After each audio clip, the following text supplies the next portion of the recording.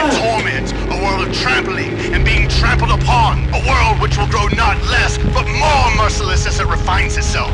Progress in our world will be progress towards more pain. The old civilizations claimed they were founded on love or justice. Ours is founded upon hatred.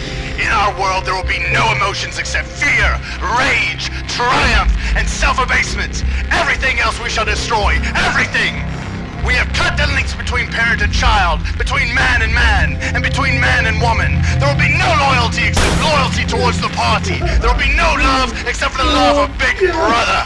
There will be no laughter except the laugh of triumph over a defeated enemy. There will be no art, no literature, no science. When we are omnipotent, we shall have no more need of science. There will be no distinction between beauty and ugliness. There will be no curiosity, no enjoyment of the process of life. All competing pleasures will be destroyed, but always, do not forget this, always there will be the intoxication of power, constantly increasing and constantly growing subtler. Always, at every moment, there will be the thrill of victory, the sensation of trampling upon an enemy who is helpless. You want to see a picture of the future? Imagine a boot stamping on a human face. Forever.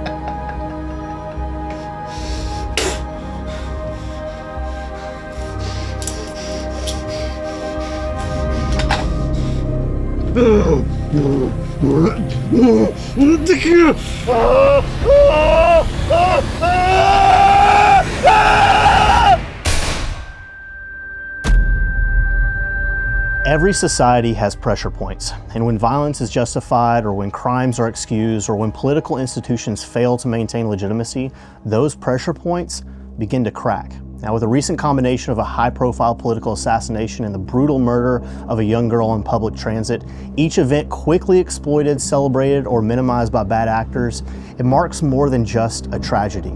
It signals a widening fracture line in our nation. And layered atop all of this is a justice system that often appears to release criminals with impunity, an immigration system unable or unwilling to prevent violent offenders from entering, and a population that quite frankly is just sick and tired of being gaslit by its own elites. You see, here in America, the stage is being set for one thing, and that is escalation. And this is evident everywhere you look after this past week. Across mass, social, and independent media sources, everyone is hitting that breaking point. I mean, there's a lot of talk of retribution, drawing lines in the sand, but there are very few people talking about or thinking about what that actually means or what that actually looks like. I mean, sure, it's easy to hold a perpetrator accountable, prison, death penalty, putting them down on the spot, you name it. But what about the puppet masters? What about the hydra of agitators and instigators, whether that be the media, politicians, or the mindless mob? You see, unfortunately, there's not an easy solution to what is becoming of our nation. And it goes way beyond telling the world on social media that enough is enough. I mean, what does that even mean? What is a normal person actually going to do about it? What can you actually do about it? How can you hold everyone accountable simultaneously? You can't. And that means that the solution to all of this is going to be very messy. Now, these recent events have been very impactful. I'm old enough to remember 9/11 and watching live while the plane flew into the second tower. And before the teacher or any of my classmates could say it, I knew inherently that we were under attack and something was wrong. But watching Charlie Kirk get executed on a world stage was even more gutting than that in a way that is difficult to describe. But the fact is that I don't have to describe it because you know exactly how it felt also. We don't have to put words to it. We know it and we feel it to our core. Now, one of the things that very few of us realized when 9/11 happened was what was actually to come. I mean, war was the obvious answer, but what wasn't obvious to us then was how the relationship between citizens and the state, our government, would radically change over the next several decades. And that is one thing I don't see anyone really talking about, is how after this turning point, how will that relationship change again now that we've hit this point? And that is what we're talking about today. What is the possibility of civil war, the word that everyone's throwing around? How will the government take advantage of this? What will we turn into and what will we allow in our quest to solve these immediate problems we're facing? Who will we become, or what will become of us? A disease is created so that a cure can be demanded. And that cure is never freedom, it is always control. So what pill will we as the American people be willing to swallow in the name of peace and justice? This is where I think we're headed. What I'm getting ready to talk about is where I think we're headed as a nation, and I'll say this up front, I hope I am very wrong. Hey guys, before we go any further in the video, we just want to give you all a heads up that the topics that we're going to talk about today are very dark, and there's also a lot of footage that is pretty brutal as we look back through history. So if you have little ones, just a heads up. If you have teenagers, personally, I think it's probably a good thing that they see it. But we just want to do our due diligence and give you the heads up. With that being said, we also have some sponsors that stick with us even whenever we make some kind of dark and intense content like this, and you guys should check them out. The first one being Silent. They are our go-to Faraday and dry bag company. They make absolutely world-class Faraday bags. We use their products for pretty much all of our radios, cell phones, even our generators to protect them from any sort of electrical interference, and it can also block signals, which is great. And especially as we're talking about the surveillance state today, Faraday bags and dry bags are definitely like a go-to. So be sure to check them out. They're incredible. Also, Avon Protection. They just came out with their new miter respirators, which we love, and I've actually worn down here a lot, especially whenever I was renovating this storm survival shelter. And they're also our go-to company for gas masks. They, are also world-class. They're one of the only NIOSH approved gas masks here in America, and we've done a whole video on how to appropriately wear a gas mask. So if you live someplace near an industrial area, or if you live in a city where riots and urban unrest could be a thing, and there could be CS gas in the streets, and if there is, you better believe that's going to get filtered into your house, you should definitely invest in a quality gas mask. Also, as far as kit and gear goes, Wetworks has been our go-to for quite a while now. They make very affordable and well-built, American-made plate carriers. They also do chest rigs, both for ARs and AKs, and even MP5s, which I think we're going to get into here in a little bit. So be sure to check those guys out. They're also, we get asked a lot about like the ghillies and the stuff that we wear. Wetworks makes those ghillies that we wear all the time in our videos. And that we use out in the field, and it's pretty great. Also, their summer combat hoodies are a great way to stay camouflaged and yet not get overheated in the summer. So all of those sponsors, we love those guys. We actually use those products that they make, and discounts for you guys are in the description. Now let's get back to the ugly truth. First, let's address the breakdown of our society and who actually benefits from that. Public tragedies are not isolated. They are hotspots on a timeline already littered with 1,000 smaller sparks. Shootings swept under the rug, criminals quietly released, communities destabilized, and liberties eroded in most ways that people barely even notice. And each spark on its own might seem explainable or even dismissible, but when you really look at them and when you connect them, a pattern emerges, a deliberate raising of the temperature, a march towards a breaking point. And together they kind of form a chain, a link that each one tightens the noose on our own republic. You see, the assassination of political figures and the targeted killing of innocents are not merely random outbursts. They are accelerants poured onto an already divided society. And when online echo chambers celebrate these events, it exposes the chilling truth that violence is no longer universally condemned.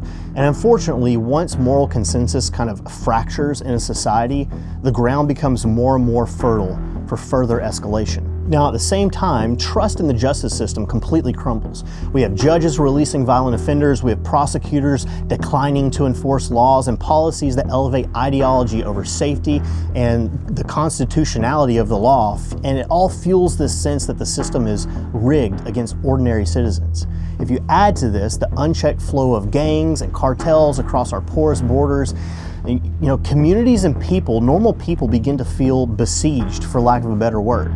And this combination creates justified rage. It is justified. It is a natural human response, though its cause was not natural. Its cause was deliberate. Now, this fragmentation, it is not accidental. It is useful always to those who seek power through chaos. Now, the first change that I think we're going to see has everything to do with our privacy, because we were already headed in that direction in the first place. You see, parallel to all these crises is the quiet and steady expansion of the surveillance state. What was once justified by terrorism after 9/11 with the Patriot Act has now metastasized into domestic monitoring, license plate readers, flock cameras, AI-powered facial recognition, and an overall mass digital media surveillance. And it all weaves together into a net that ensnares citizens under the guise of safety. Every violent act, every public tragedy, it just becomes another justification to tighten that net. If only we had more cameras, if only we had more data. This would have never happened in America. It's a familiar refrain, yet in practice, more surveillance rarely leads to, actually prevents tragedy. It simply ensures that the state has omniscience after the fact. And the cure is always more control, right? And the cycle never ends. We're already seeing this online. People wondering why there weren't more cameras to catch the assassin and why there wasn't better quality footage.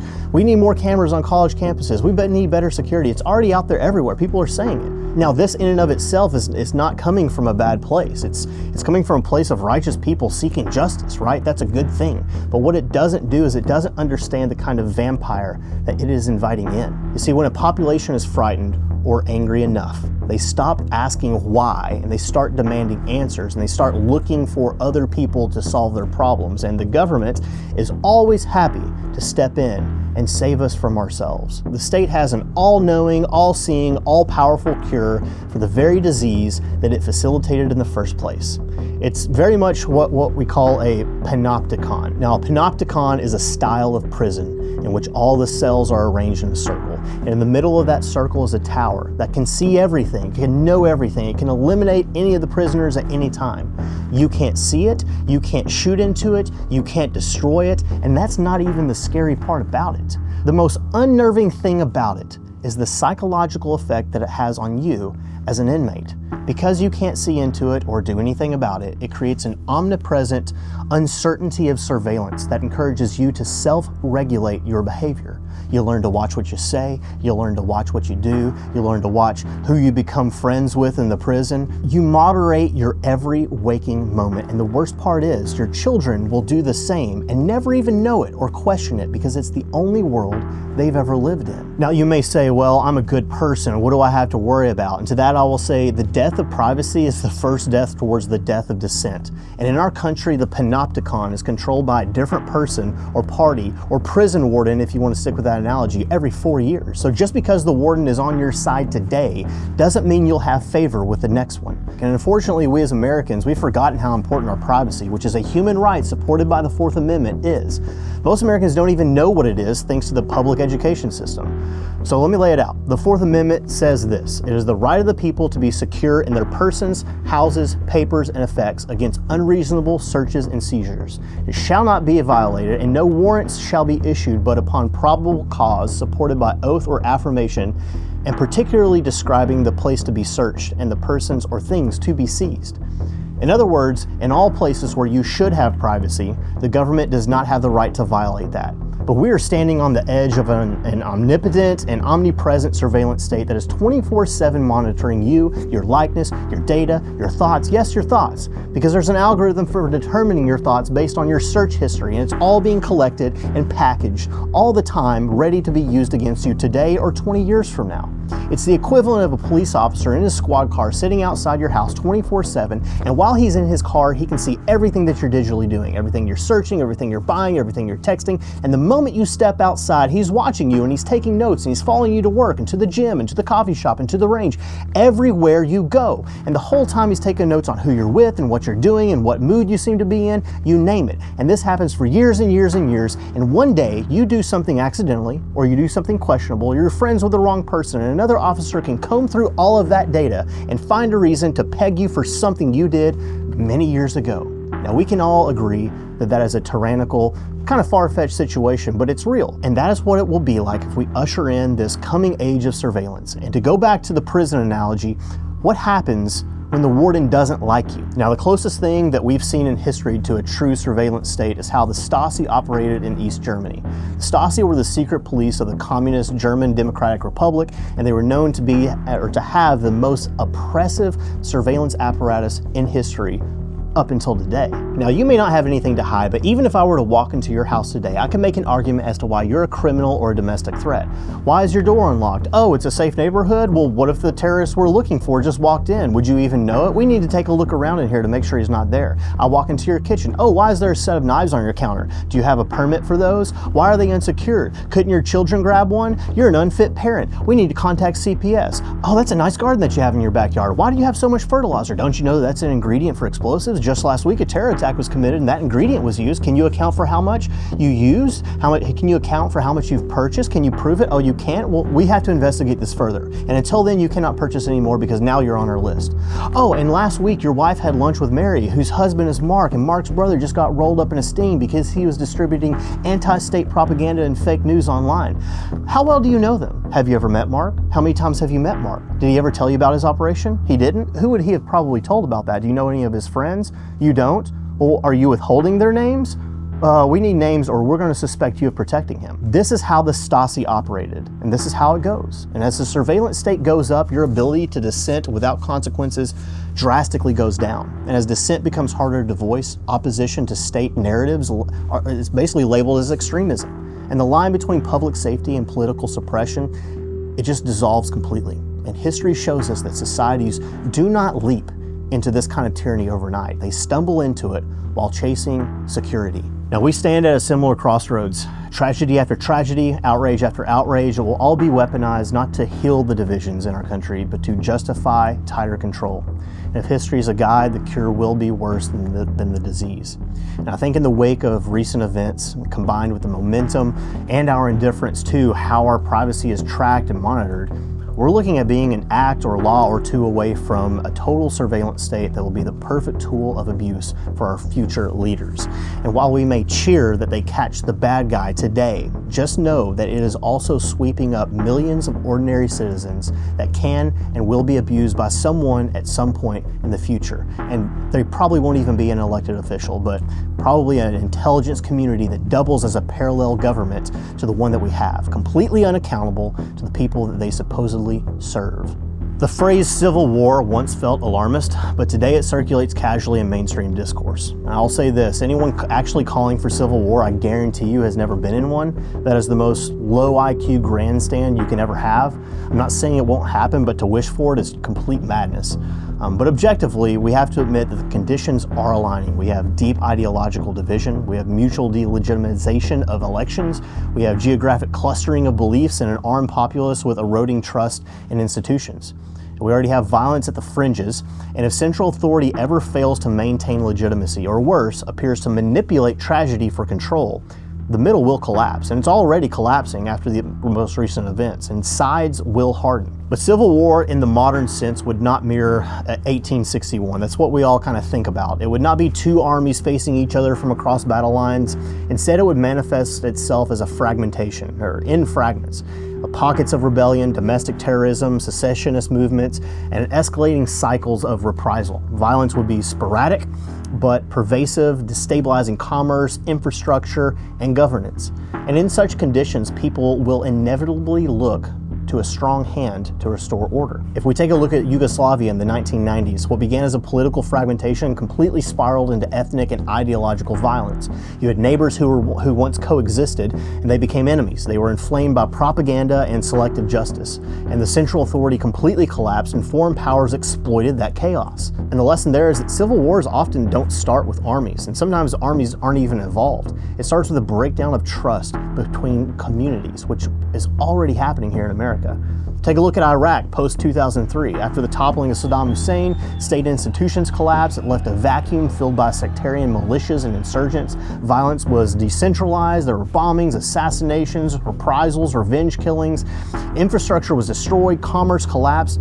And the fact of the matter is that the civilians bore the brunt of all of that madness. And the lesson there is once central legitimacy is gone, the void is filled not by order, but often with warlords and factions. Then if you look at Syria in 2011, even to this day, the protests escalated into armed rebellion after the government responded with repression. What followed was fragmentation, dozens of factions, each with foreign backers, each controlling pockets of territory, and for civilians, life became about survival, dodging shifting front lines, navigating checkpoints, and just an overall suffering under siege. And the lesson for there is civil wars often metastasize into proxy wars with outside powers fueling the fire. And there are plenty of outside actors in the world right now that would be happy to hop in and exert their influence on America. In fact, They already are, if you notice things. Take Libya in 2011, even to this day. The fall of Gaddafi left competing governments, tribal militias, and jihadist groups battling for control. There was no clear victor emerged, and instead the nation fractured into zones of influence. And the lesson there is, even when a regime falls, civil wars rarely end. And if they do, they don't end neatly. They linger, often for decades. The effects are felt for generations. So what would a modern day civil war look like in the United States? Just like we mentioned earlier, it would not be like two sides fighting each other. While I do think that there is a Cold War going on between two sides, real actual kinetic fighting, it would not be North versus South or left versus right.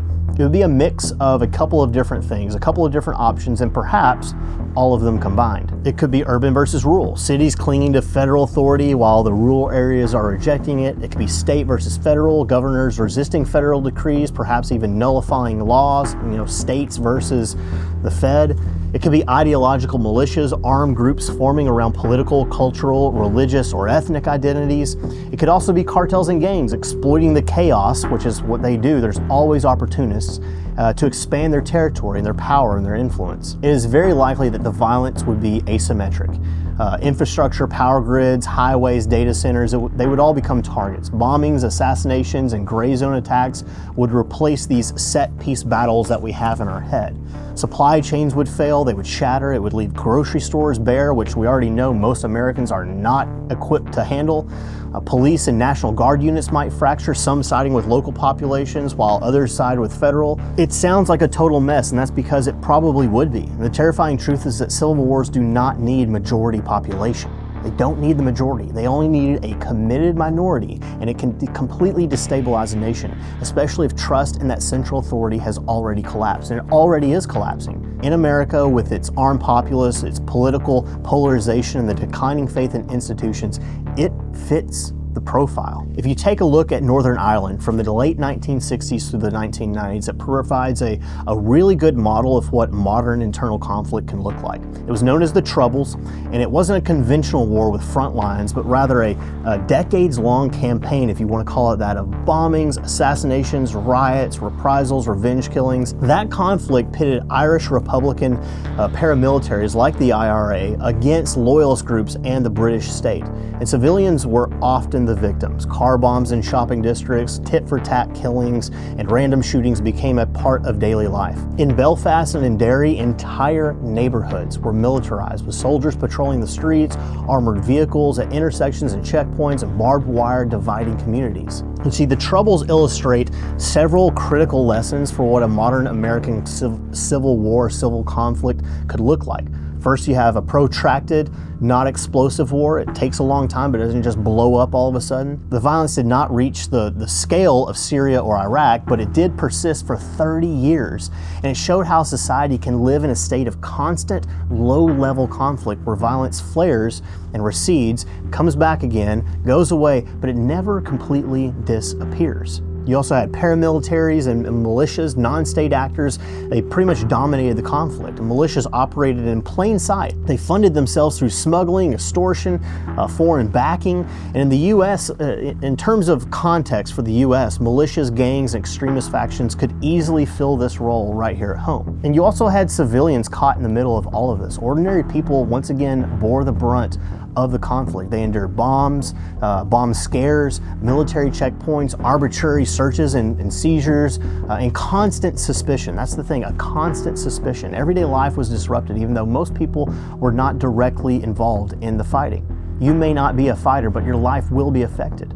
And then, of course, you also have government overreach. Britain's heavy-handed security measures, you had mass arrests without trial, you had house raids, you had censorship, and, of course, surveillance. And it often inflamed tensions rather than reducing them. Emergency powers became normalized, and that just bred resentment that further fueled the violence and the hatred and the vitriol. And there's also the international component. The Troubles were not contained just to Northern Ireland. The Irish diaspora abroad sent money and support. Foreign powers had a stake. And any American civil conflict would almost certainly attract foreign involvement, but not just in arms and funding, but also in cyber warfare and propaganda. It's already happening. That arm of the international apparatus of people who want to influence what is happening here and what you and I think, it's already happening.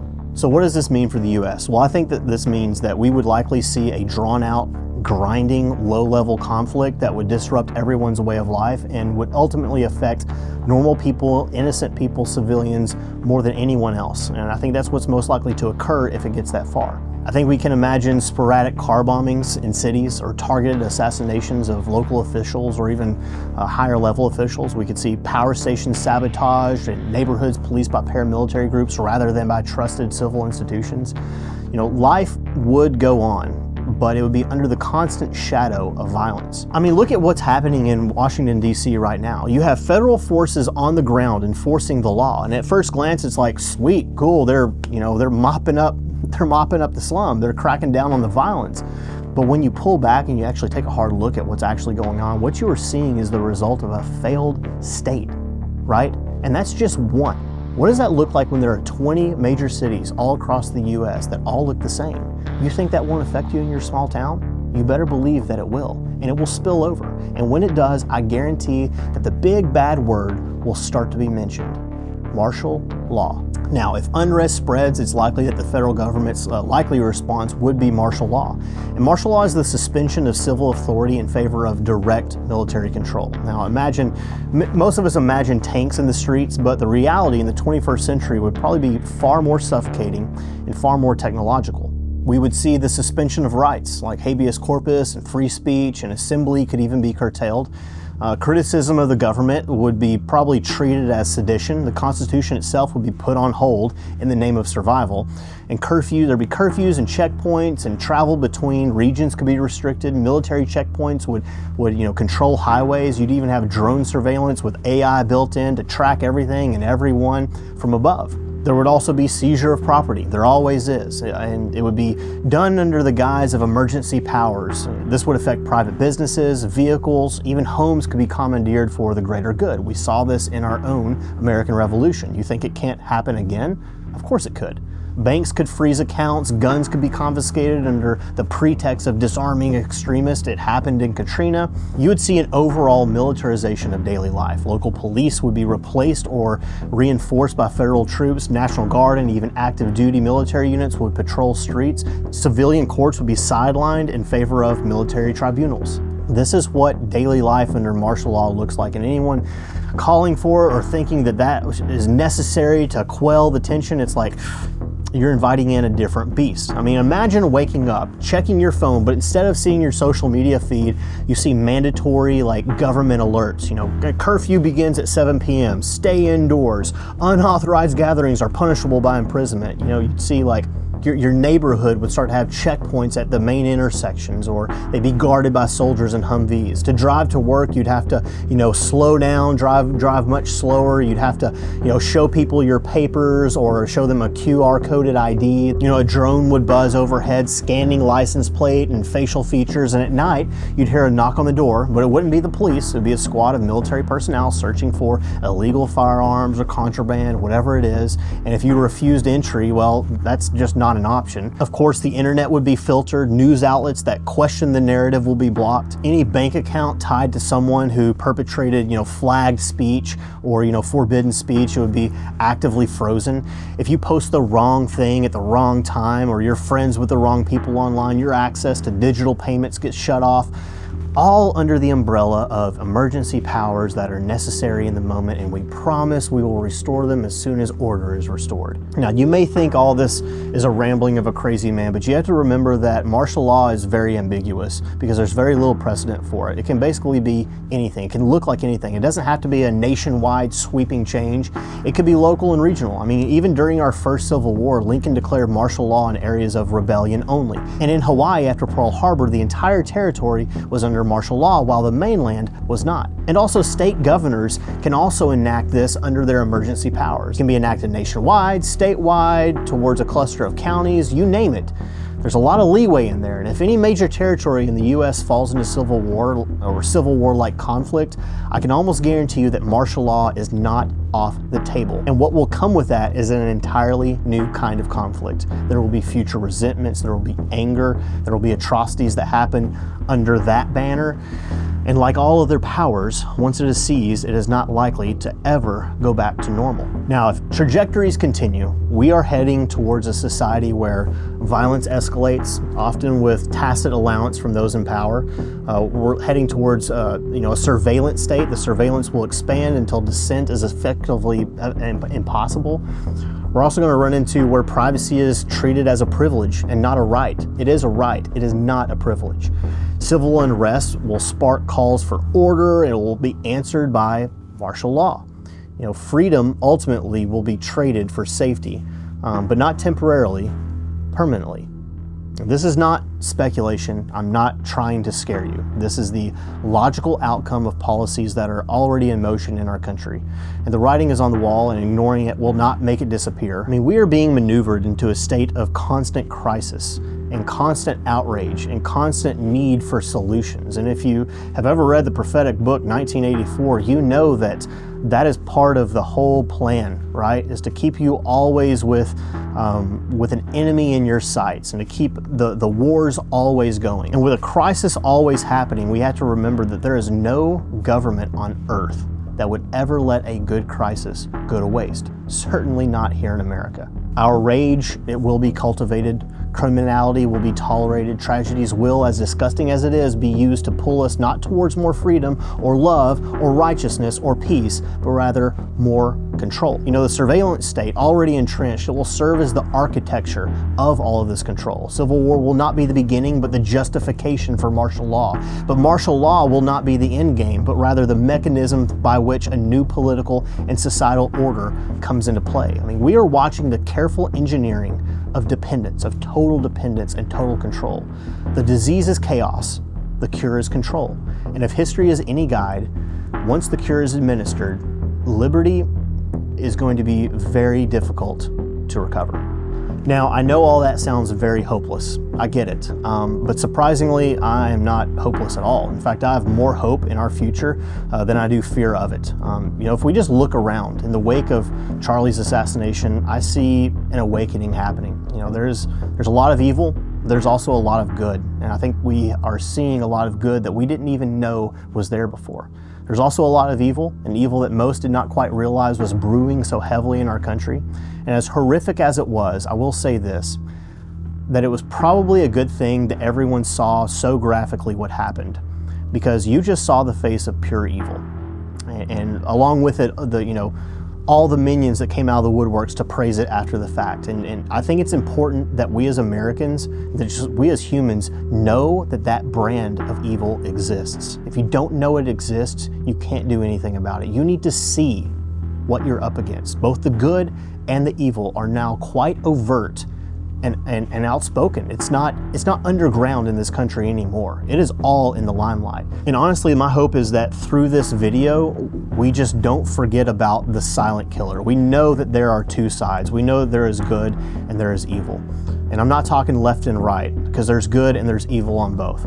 What I will say is, I hope that we don't forget about the insidious killer, the third party in this equation that will use our tragedy against us to perpetrate even more evil in the future. Because this is how it always happens. It's how it happened with 9/11, and I think that's what's going to happen after this. Now, I do have high hopes for us. These events have emboldened righteous men and women all across the world. It's happening everywhere. It's awakened something within many of us that has just been dormant or suppressed for a very, very long time. I see people returning to God. I see men speaking openly about their faith, even whenever it costs them something. I see men training harder than ever, improving their skills and improving their abilities to care for their families and to put down evil when they come face to face with it. That is huge. I see the sharing of the gospel on social media as much, if not more, than people posturing like they're going to do something about things, right? I see amazing things that are happening that, quite honestly, I've never seen in our country's history. At least since I've been alive. I see things happening right now, an awakening happening right now that wasn't even there on 9/12. And I'd like to wrap all this up by saying this, that regardless of what you thought of the man's politics, I didn't agree with Charlie Kirk on everything politically, but he was a Christian man. And the parting gift that he gave us was that of revival, right?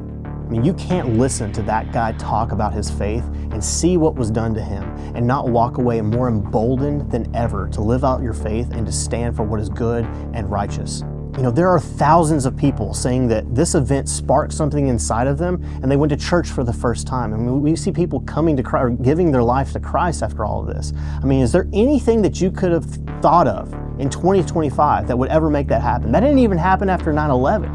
I mean, after he was shot, everyone was praying for a miracle, right? And while it wasn't what we expected, I think a miracle is exactly what we got.